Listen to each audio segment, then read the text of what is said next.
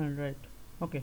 Today we'll be discussing the TCS Digital Advanced Coding question. That is basically first question is our write a program to find the count of numbers that consist of unique digit. So what a unique digit is symbolized that if you, let's say on example, right, so if you take 10 to 15, right, so input is 10 to 15.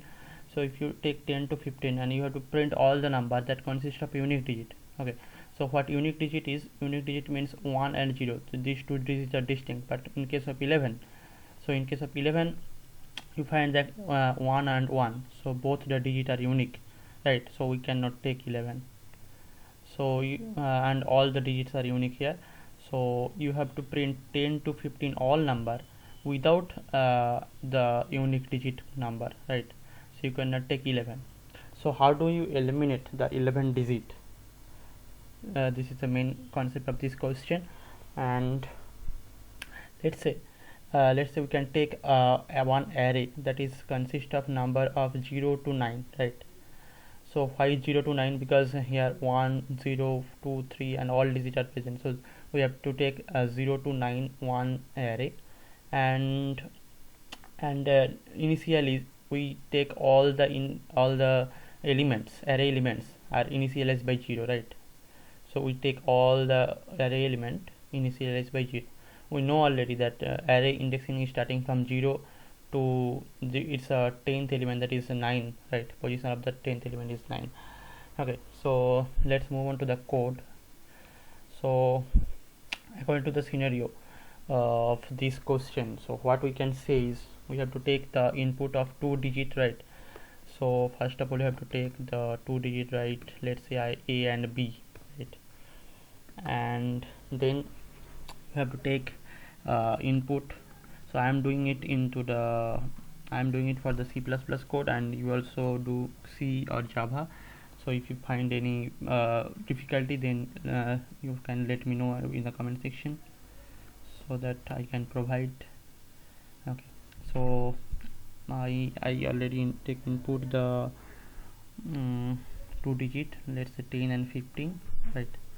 And then we have to take simply a one for loop, so starting from A to ending to the B, right, and I plus plus. So then what I'll do, I will simply take an array, right. Okay, number is stored into some variable that, let's say num, and then I can take one vector that is simply bool. Why I am taking boolean vector? Because it can only chase the 0 value, consist of the 0 or 1 value, right. So I am taking the boolean vector of, let's say, visited, right, and its size will be simply 10, that is 0 to 9, and it will already initialize by false or 0, anything else, right.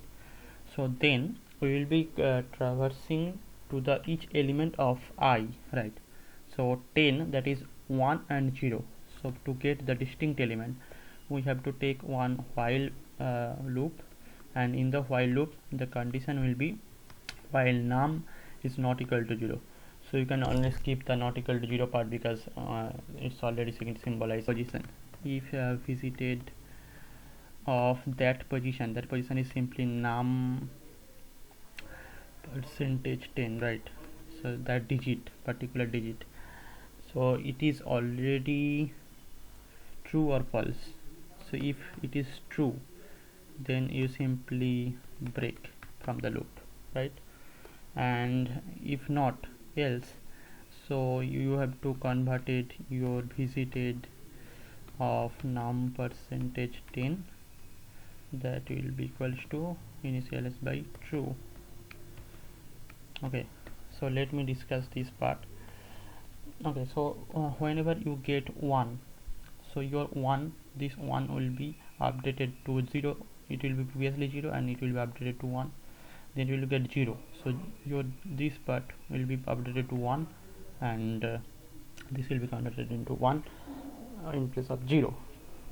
So you get already these two distinct element, right.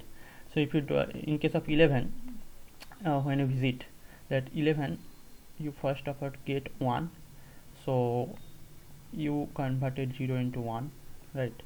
And then you again get 1 and you check that if it is true, so it is already true, so you simply break, you cannot take that value, right? So this is the main funda of this concept here. And let's say our updated num is equal to num by 2, num by 10, right? Okay, I'll get the distinct element from here, and then what I'll do, I will check a count variable, right? So let's say one count, right? So that is initialized by 0. Okay, so if you find the number is already 0, right? So you cover the whole number. So if your number is 0, then you can increase your count variable, and after returning from the for loop, you check that if your count is greater than 0. Why I am checking this? Because here the condition is the input consists of a single line, the print the unique digit in a given range, else print no. If there is no unique number is present there, so you have to print simply unique number, otherwise print the count of unique digit, right? So yeah, if your count is greater than 0, then simply see out your count value, else you can print no. Okay,